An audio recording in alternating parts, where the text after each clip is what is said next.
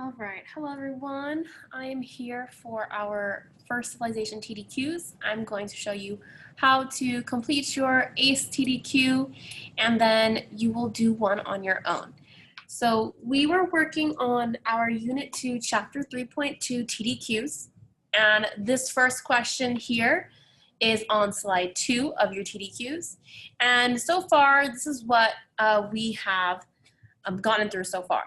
So we have our question on this side, and we marked the question, we crossed out our question words, we highlighted words in green that are super important, these are our key words, and then we created our text structure. We talked about how this question is a comparing and contrasting question because it's asking us to contrast or tell the difference between a civilization and a village.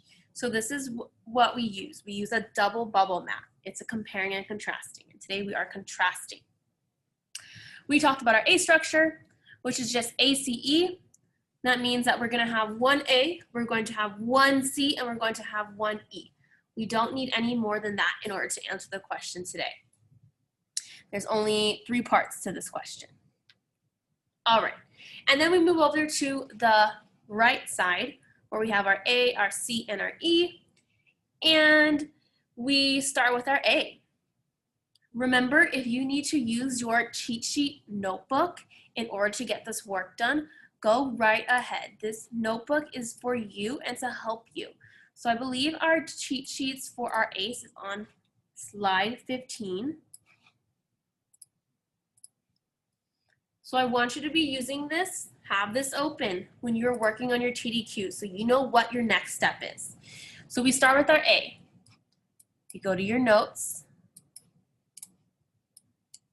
It says, recycle the question, mark up the question, use keywords, and then flip the question into a statement and give the simple answer. So you have to flip this question into a statement, and that's what we started here. So we said a civilization, and we're just taking these keywords from the question and putting them into our answer. A civilization is different from a village, and then I just added the word because we need to give an answer. Remember, your A is your answer. It's just a simple answer. So what is our simple answer?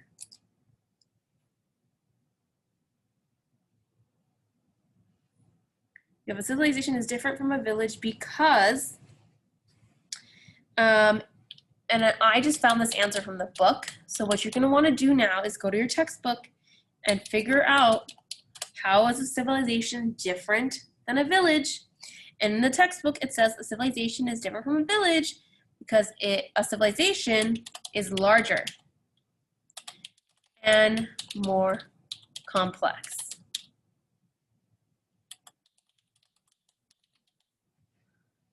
Than a village. So we have a small village, then you have a civilization. Civilization is much bigger, much larger. We had a small village turn into a bigger civilization. So this is information that I'm just getting from my textbook. You want to check out your textbook. It tells you that the information is on page 89. So you want to make sure you go to your page 89 and check that information out. Okay, simple answer. It's larger than a village. That's what a civilization is. That's how they are different. Okay, got my simple answer. Make sure you're color coding. Your blue color is used for your A. So I want you to take your highlighter, make this blue. There you go. Now you have your simple answer. Okay, now we got to move on to our C. Take a look at your cheat sheet. What is a C? A C is cite. You need to cite some evidence from your textbook. And you can either paraphrase, meaning like you're giving a summary, or you're using direct quotes from the textbook. So you go into the textbook and you copy exactly what the textbook is telling you, and you're putting it into your C. And in order to start off our C's, or in order to start off a sentence, you want to use one of these stems. You can't just quote something from the textbook and copy and paste it. You want to use a stem to start off your sentence. So I'm just going to choose a random one here. I like according to the text, so we're going to use that. So for my C, I'm going to say, according to the text, on page, and today I'm going to find my information from page 89.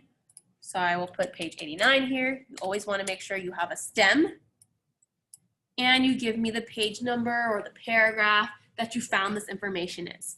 And because it's not your information, right? You're getting this information from the textbook or from the story or text that we read.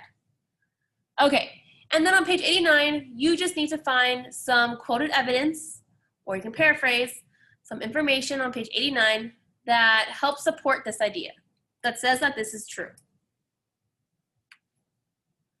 So go to page 89, look for some information that shows you that this statement that we just created in our A is true.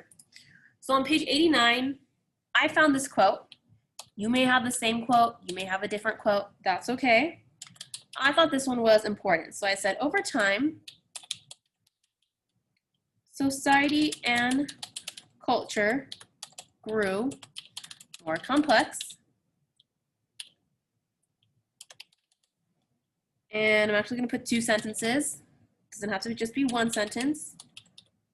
These changes led to a more complex form of culture. I'm going to end my quote. Okay, so you need to find some evidence that's going to support your A.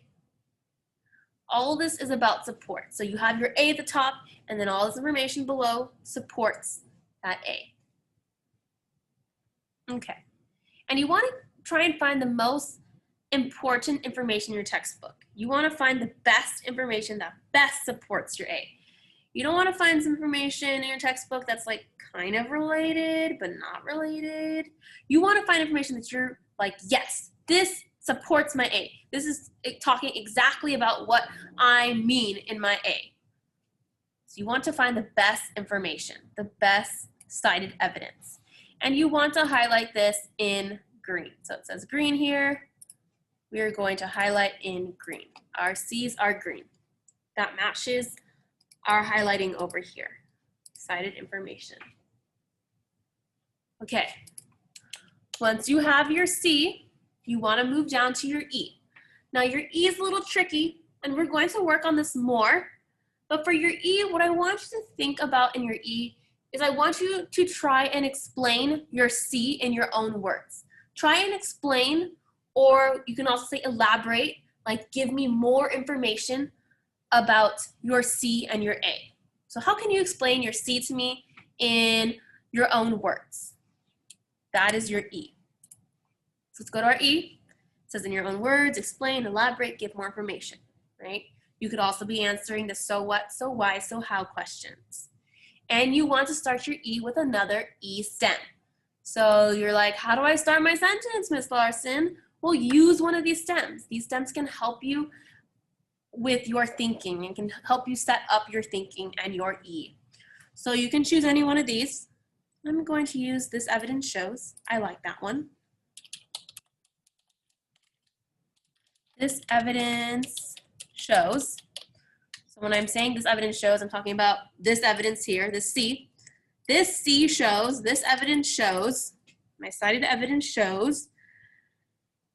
What is my cited evidence telling me? Well, I think it's telling me, in my own words, that advances such as agriculture, in the textbooks it talks about how agriculture is an advancement that caused society to grow. So I'm going to talk about agriculture. In your E, you can give more examples. So I'm going to talk about agriculture. So agricultural changes. This evidence shows that advancements such as agricultural changes led to villages growing into larger settlements of people, which they called civilizations. So I gave you more information. My E, I'm telling you, yes, they grew more complex. That's what I talked about in my C. But now I'm going to tell you how they grew more complex. I'm answering that how. Remember it says here, so how? So my C, I said, okay, they grew more complex, but in my E, I'm going to give you more information. I'm going to tell you how they grew. So how did they advance? How did they grow? They had agricultural changes, and that grew their settlements with, which allowed them to have more people, and they called these civilizations. Last but not least, I have to color code. I know that my E's are always going to be red. So take my E, make it red. And then you're done. Usually this is in a paragraph, so if you want, you can move them all.